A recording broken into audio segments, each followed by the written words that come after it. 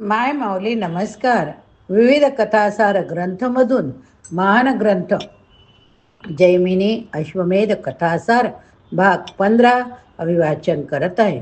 अध्याय 39 ते 41. आज आपण काय बघणार? शेवटी सजीवक मणी मिळाला. वरील अद्भुत कथा ऐकून मागची कथा तुम्ही ऐकलीच, तर आता पुढील कथा ऐकून जनमेजयास साहजिकपणे अतिशयच विस्मय वाटला की नुसत्या मण्याच्या स्पर्शाने मेलेली मंडळी कशी काय जिवंत व्हावी बरे. तेव्हा जनमेजय जमिनीला म्हणाला, मुने सर्प फार क्रोधी असतात बरं का. मग वासुकीने पुंडरीकाच्या हाती मणी कसा काय दिला व मण्याच्या ठाई मेलेल्यांना जिवंत करण्याचे सामर्थ्य ते कशा आले? जैमिनी त्याला म्हणाला, तुझ्या या प्रश्नाची पुरेपूर उत्तरे मिळण्यासाठी तुला त्या संजीवनी मण्याची कथा ऐकावी लागेल. चला आपण पण कथा ऐकूया. राजाने त्याला सांगा असे म्हणताच जैमिनी म्हणाला, ऐक पुंडरीका, मणी द्यावा अगर देऊ नये या संबंधीचा वाद तेथे फक्त कर्कोटकाशीच झाला असे नव्हे, तर ते प्रकरण थेट शेषाच्या दरबारापर्यंत सुद्धा गेले होते. वासुकीप्रमाणे शेषालाही त्यांना मणी द्यावा असे वाटत होते, कारण अर्जुन हा त्याचा जावई असल्याने त्याला मणी देणे भाग होते.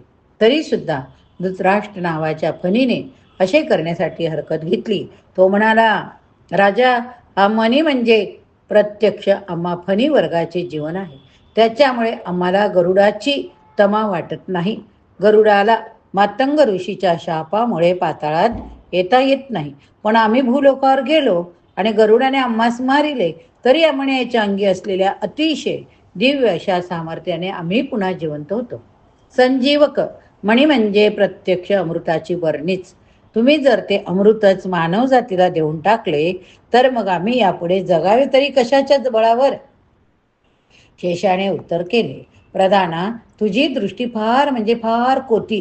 हा मणी म्हणजे आमची जीवनकला होय, हे खरोखरच खरे.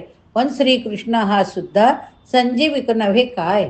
गरुड अमृत देत नाही याचे कारण तो मुळी कृष्णाचे वाहनच आहे.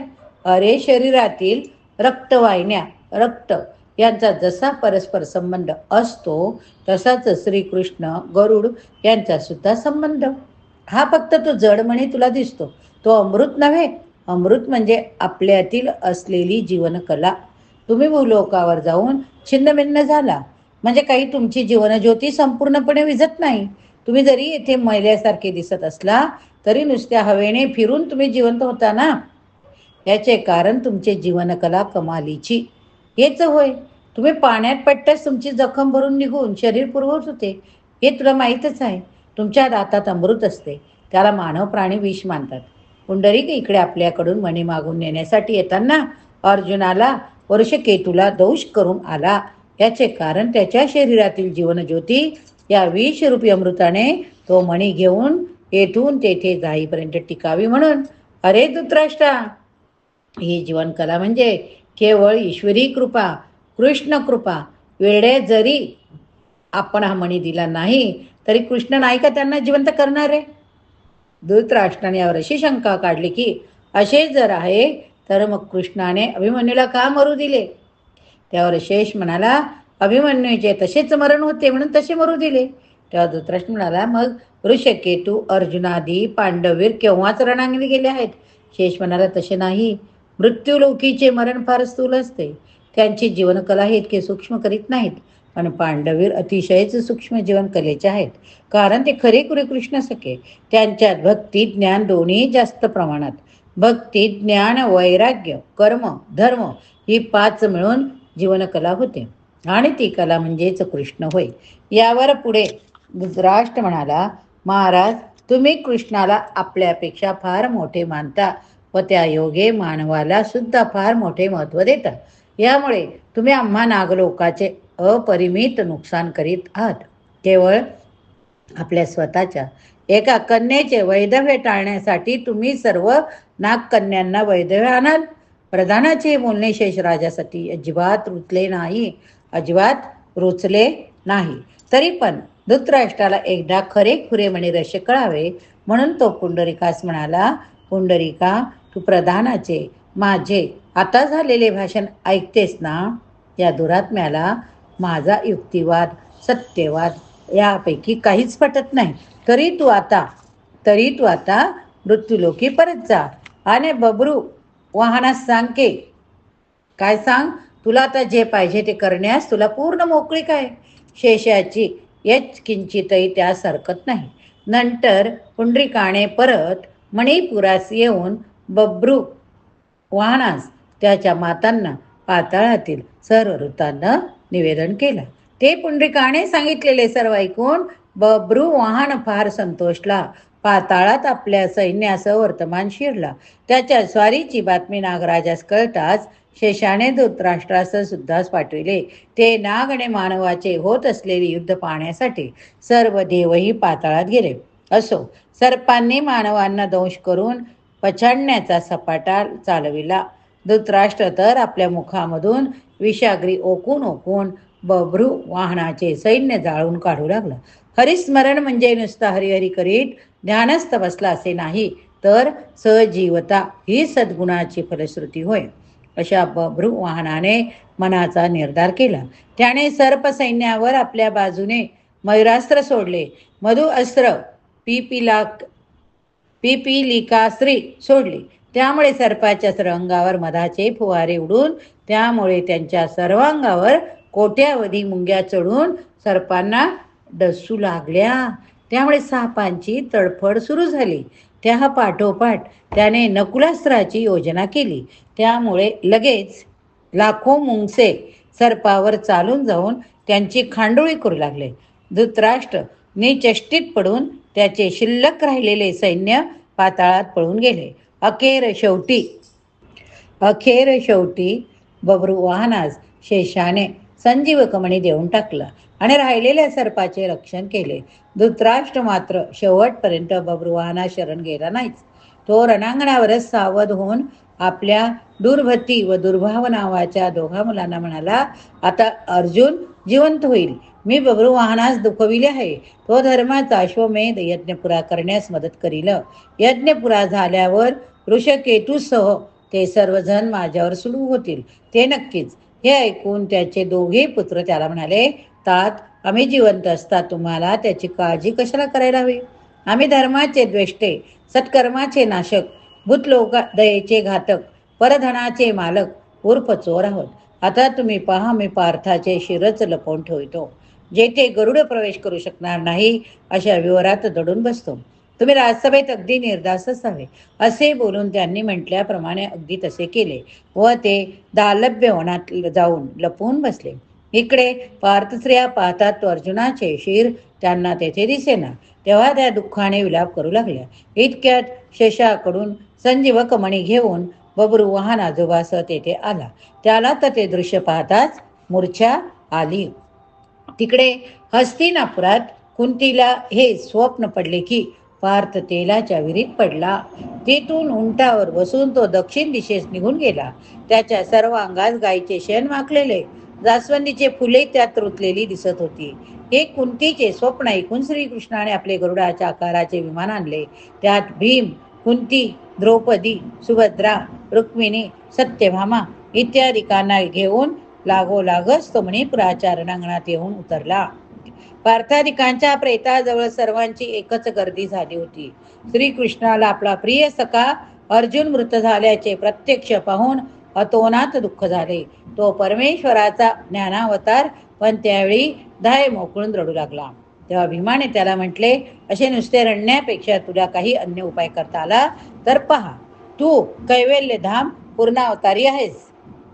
अशी कृष्णाची स्तुती करून भीम त्यास परोपरीने विनवू लागला. पण प्रत्येकाचा मूळ स्वभाव काही केल्या जात नाही.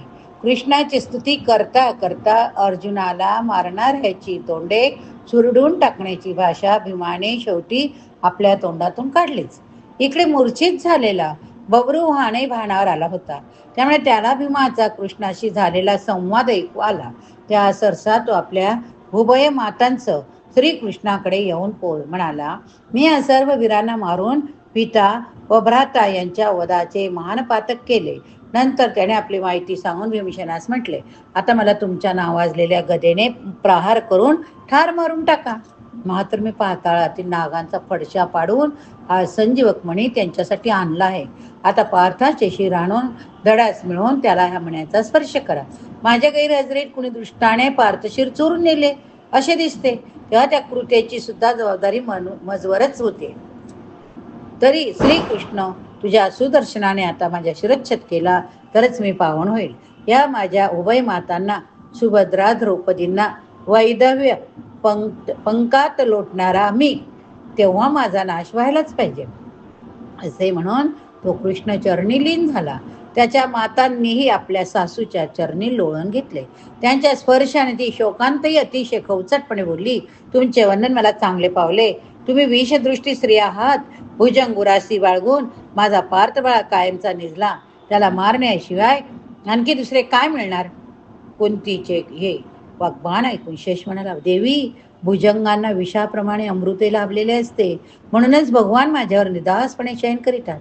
तेव्हा आपण भक्तांची मोठ्यातली मोठी संकटे निवारण करणारे म्हणून आपली अतिशय ख्याती. आपण सदैव दुर्जनांचे संहारक, सज्जनांचे पालक आहात. मग ज्या दुर्जनाने माझ्या जावयाचे शिर चोरून नेले त्याला योग्य शासन करून पार्थ शिर परत आणणे हे आपले ब्रीद वा कर्तव्यच नव्हे काय. लगेच भक्त वत्सल श्रीकृष्णाने शंकराचे स्मरण करून म्हटले, हे कैलासनाथा, माझे ब्रह्मचर्य व्रत अखंड आहे, तरी पण पार्थाचे शिर नेणारा मरून पडो व ते शिर माझ्या हाती लागो. असे श्रीकृष्ण म्हणतो न म्हणतो तोच दुर्बुद्धी दुर्भाव हे त्वरित तिकडे गतप्राण झाले. पार्थाचे वृषाचेही शिर क्षणभरातच श्रीकृष्णाच्या हातात येऊन पडले.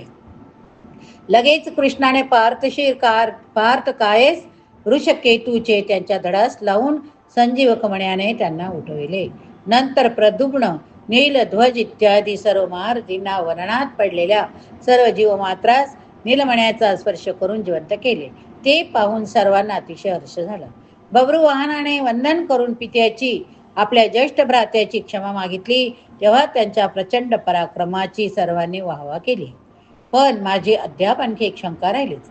असे जन्मेजयाने जमिनीस विचारले, संजीवक मणी म्हणजे जीवनकला होय असे आपणच सांगितले, पण कित्येक शिरे धडापासून वेगळी झाली, धडे अतिशय छिन्न विछिन्न झाली, असे असता त्यात जीवनकला संचारली तरी कशी. जयमिनी म्हणाला, अरे जन्मेजया, तुझी ज्ञान मिळविण्याची लालसा तुझ्या पंजोबापेक्षा म्हणजे पार्थापेक्षा अजब आहे.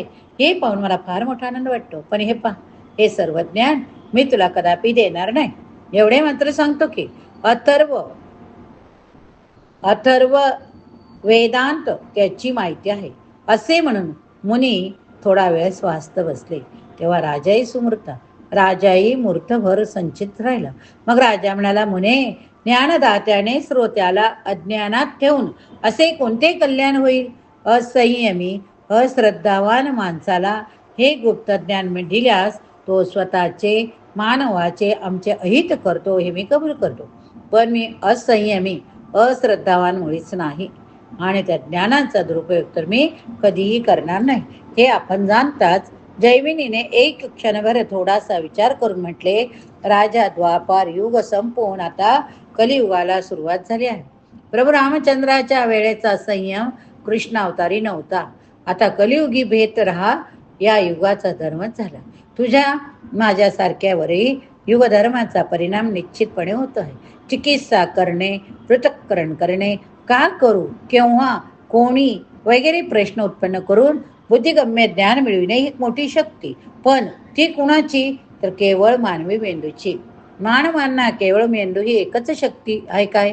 नाही, तर त्याला मेंदूच्याही शक्ती पलीकडील अनुभव कधी कधी कसे काय येतात. प्रत्यक्ष सृष्टीतही पूर्वी कधी न पाहिलेले चमत्कार सुद्धा कधी कधी कसे काय दिसतात. त्यांचे संपूर्ण ज्ञान त्यांच्या अत्यंत तीव्र मेंदूलाही करता येत नाही. त्यामुळे इंद्रियता हीच जीवनकला असे तो समजतो.